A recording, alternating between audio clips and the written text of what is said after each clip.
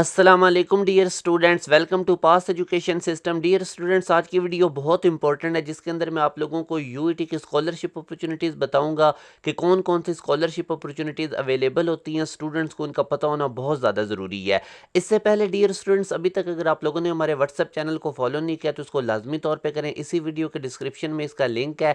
इसके थ्रू एक तो आप लोगों को एजुकेशनल अपडेट्स मिलती रहेंगी और दूसरा जितनी भी टॉप रैंक यूनिवर्सिटीज़ हैं उनकी स्कॉलरशिप की अपडेट्स मिलती रहेंगी। डियर स्टूडेंट, जैसा कि मैंने आपको बताया था कि यूईटी ने अपने फर्स्ट ई कैट की एंट्री टेस्ट की डेट्स को अनाउंस कर दिया गया है। तो डियर स्टूडेंट्स, अगर आप लोग यूईटी के एंट्री टेस्ट की तैयारी करना चाहते हैं, ये पब्लिक सेक्टर की नंबर 1 यूनिवर्सिटी है, लाजमी तौर पे इसका एंट्री टेस्ट दें और इसकी अच्छे से प्रिपरेशन करके इसमें एडमिशन लें। यूईटी की electrical engineering, civil engineering, computer science, इनका बहुत ज़्यादा स्कोप है। ये सॉफ्टवेयर इंजीनियरिंग भी करवा रही है, एआई, डाटा साइंस। तो जो स्टूडेंट्स भी यूईटी के फर्स्ट ई कैट की तैयारी करना चाहते हैं तो आप हमारे बैच को ज्वाइन कर सकते हैं। इस दिए गए कॉन्टैक्ट नंबर 0304066600 पे आप व्हाट्सएप करके हमारे बैच की डिटेल्स ले सकते हैं। अल्हम्दुलिल्लाह डियर स्टूडेंट्स, 2024 में भी 1400 plus students pass education system के बैचेस के पढ़े हुए, उनकी यूईटी के अंदर सिलेक्शन हुई है। ना सिर्फ सिलेक्शन हुई है, अंदर से 90% स्टूडेंट्स को स्कॉलरशिप मिला है। तो ये डियर स्टूडेंट्स, पास एजुकेशन सिस्टम का एम है कि स्टूडेंट्स को टॉप रैंक यूनिवर्सिटीज़ में एडमिशन दिलवाना और साथ उनको स्कॉलरशिप के साथ दिलवाना। तो अभी आप लोगों को मैं कुछ स्कॉलरशिप बताने लगा हूँ ताकि अभी से ही इनको पता होना चाहिए। डियर स्टूडेंट्स, यूईटी के अंदर डिफरेंट कैटेगरीज होती हैं। जिस तरह ओपन मेरिट की कैटेगरी A1 होती है, इसी तरह अगर कोई स्टूडेंट्स दूसरे प्रोविंस से यूईटी के अंदर अप्लाई कर रहा है उसकी अलग कैटेगरी होती है, नॉन मुस्लिम की अलग कैटेगरीज होती हैं। तो ये कैटेगरीज भी मैं आप लोगों को सारी समझा दूंगा। वैसे मैंने इसको एक्सप्लेन किया हुआ भी है। आप यूट्यूब पर लिखेंगे कि यूईटी कैटेगरीज एक्सप्लेनेशन पास एजुकेशन सिस्टम, मेरी वीडियो आएगी, वो आप लोगों ने लाजमी देख लेनी है। अब डियर स्टूडेंट्स, जो स्टूडेंट्स फाइनेंशियल असिस्टेंट यानी स्कॉलरशिप के लिए एलिजिबल नहीं होते वो इन कैटेगरीज के होते हैं, जिसमें A2 कैटेगरी आ जाती है, एस आ जाती है, SI आ जाती है। अब A2 कैटेगरी हमारे पास होती है जिसके अंदर स्टूडेंट्स जो हैं इनकी फीस ज़्यादा होती है, मेरिट थोड़े से कम होते हैं, इस बेस पे वो अप्लाई कर रहे होते हैं। तो ये कैटेगरीज वाली मेरी वीडियो आप लोगों ने लाजमी देख लेनी है। मैं एंड स्क्रीन भी लगा दूंगा इस वीडियो में। अब डियर स्टूडेंट्स, आगे बेसिकली एक वर्क की फॉर्म में भी स्कॉलरशिप मिलती है। इसमें अब क्या होता है, इसके लिए FANCS का एक ऑफिस है यूईटी के अंदर। इधर स्टूडेंट्स को जाना होता है, वहाँ पे एप्लीकेशन देनी होती है और 50% आप लोगों की जो ट्यूशन फ़ी है वो ऑफ हो जाती है। अब ये जो work and study model basically, इसमें कौन कौन से स्टूडेंट्स अप्लाई कर सकते हैं, किन कैटेगरीज़ के? जो स्टूडेंट्स A1 कैटेगरी से बिलोंग करते हैं, N category, L category, Q, P, R, B, D, ये सारी कैटेगरीज आप लोगों ने देख लेनी है। ये मैं एंड स्क्रीन लगा दूंगा, वीडियो आपको पता चल जाएगा। A1 कैटेगरी ओपन मेरिट के स्टूडेंट्स के लिए होती है। और डियर स्टूडेंट्स, अब अगर आप देखें तो इसमें बेसिकली क्या होता है, आप लोग जब एप्लीकेशन देते हैं, अपने प्रोवाइड करते हैं FANCS के ऑफिस के अंदर, तो उसके बाद फिर आप लोगों ने वीक के अंदर 10 आवर्स वर्क करना होता है यूनिवर्सिटी के अंदर ही। और आप लोगों की जो ट्यूशन फ़ी है उसमें से आप लोगों को ये 50% ट्यूशन फ़ी आपकी ऑफ कर दी जाती है।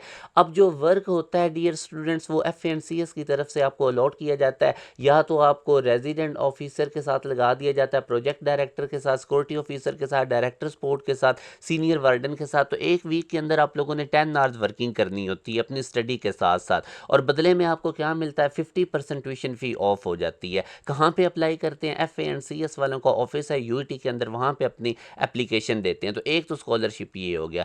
दूसरा डियर स्टूडेंट्स, कुछ international and cultural exchange students admitted under H1 and H4 category without financial support will be charge tuition fee of A1 category students. अब A1 कैटेगरी के स्टूडेंट्स की जो फीस होती है, लाइक ये एक सेमेस्टर की कोई 70,000 इसके करीब होती है। तो जो स्टूडेंट्स एडमिट होते हैं इस कैटेगरी के तहत, H1 और H4 के तहत, उनको भी ये ट्यूशन फ़ी जो है ये चार्ज की जाती है। मगर जो वाइस चांसलर होता है उसके पास अथॉरिटी होती है कि वो स्कॉलरशिप दे देता है in the form of a waiver of tuition fee up to 75% to selected Pakistan technical assistant programme and cultural exchange scholars on a recommendation of FANCS और इंचार्ज स्टूडेंट सेक्शन। तो ये डियर स्टूडेंट, इस category के तहत भी जो students enrol होते हैं उनको भी स्कॉलरशिप मिल सकती है। 75% उनको उनकी ट्यूशन फ़ी में से ऑफ किया जा सकता है। आप लोगों ने अप्लाई करना होता है FANCS के ऑफिस में, तो VC की अथोराइजेशन के साथ आप लोगों को मिल जाती है ये स्कॉलरशिप। तो ये भी एक कैटेगरी है स्कॉलरशिप की। जो स्टूडेंट्स H1 H4 कैटेगरी के अंडर एडमिट होंगे उनके लिए अगेन, अब ये कैटेगरीज का आपको कैसे पता चलेगा, आप मेरी वीडियो होगी, इसी वीडियो में मैं एंड स्क्रीन लगा दूंगा, आप लोगों ने उसको देख लेना है। फिर डियर स्टूडेंट्स, एबल स्टूडेंट्स के लिए और बलूचिस्तान डोमिसाइल स्टूडेंट्स के लिए भी स्कॉलरशिप होते हैं। जैसे कि अब आप देख सकते हैं, उन्होंने लिखा हुआ है all charges categorise as fees chargeable by the university are waived और for Balochistan domicile students and disable student admitted under T category और A1 कैटेगरी। अब ये बलूचिस्तान डोमिसाइल स्टूडेंट्स जो हैं ये टी कैटेगरी के तहत एडमिट हो रहे होते हैं। डिसेबल स्टूडेंट्स अगर वो A1 कैटेगरी के तहत भी आ रहे हैं तो उन्होंने भी FANCS के ऑफिस में अप्लाई करना होता है, तो उनको ये स्कॉलरशिप मिल जाती है। तो ये डियर स्टूडेंट आप देख लें, डिसेबल स्टूडेंट्स के लिए भी स्कॉलरशिप है और बलूचिस्तान डोमिसाइल स्टूडेंट्स के लिए भी। इसी तरह डियर स्टूडेंट जो ऑर्फन स्टूडेंट्स होते हैं, जो या A1 category open merit category होती है जिसमें ज़रा फीस कम होती है, मेरिट ज़्यादा होता है, या फाटा डोमिसाइल स्टूडेंट्स, तो उनके लिए भी आप देखें needy orphan students admitted under A1 category में apply to director FANCS for full waive tuition. तो ये देख लें फुल ट्यूशन फ़ी इनको ऑफ हो जाती है नीडी ऑर्फन स्टूडेंट्स के लिए। अब इसका जो डिसीजन होता है टू अवार्ड ट्यूशन वेवर और otherwise will be based on assessment of whether the student is needy और नॉट। तो इसके लिए वो एक इंटरव्यू आप लोगों का लेते हैं जिसमें वो बिजली के बिल वगैरह और इस तरह की चीज़ें देखते हैं और इस बेस पे आगे स्टूडेंट्स को स्कॉलरशिप दिया जाता है।